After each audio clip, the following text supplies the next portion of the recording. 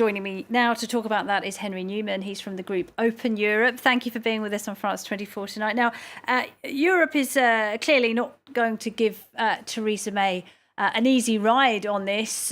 But do you think behind the scenes the EU is seriously considering revisiting the backstop if that means avoiding no deal?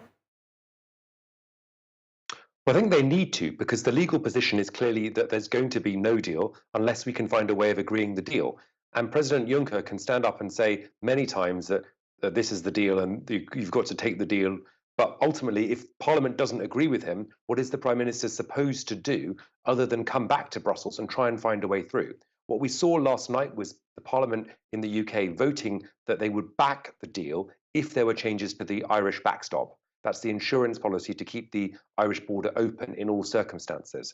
Well, to look at it another way, what is the EU supposed to do if Theresa May herself signed off on that Irish backstop following 18 months of negotiations, if no apparent alternative exists? Sure. I think we're in a bizarre position, though, where the irony of the current Brexit impasse is that the main blockage to a deal is the backstop, this insurance policy for the Irish border. Without a deal and without a backstop, there could be a hard Irish border. And that, of course, is the very thing that the backstop is designed to prevent. So I think it behooves both sides to think very carefully about whether ultimately we've got 600 pages of a treaty that's ready to go. That's what we spent 18 months on. What we're arguing about is 2 lines in all those 600 pages, which is the UK wanting assurances that it won't be stuck permanently in the backstop.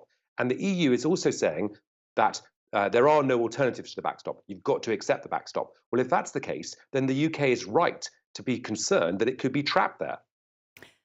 If Europe holds its ground and won't renegotiate with Theresa May, what then? Delay Article 50, second referendum? What are the options on the table?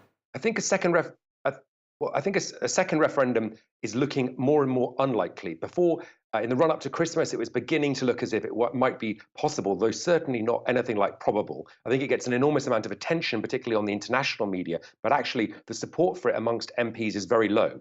And the opposition leader, Jeremy Corbyn, is still not backing it. And our calculations are that even if he did, it would be well short of a majority in the House of Commons. So I don't think that Brussels should be gambling on the UK changing its mind about Brexit.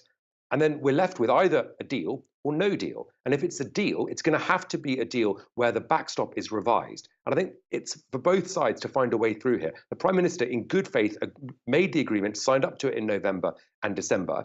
I think she's tried her best to get it through the Commons, but she also suffered the biggest defeat in British history.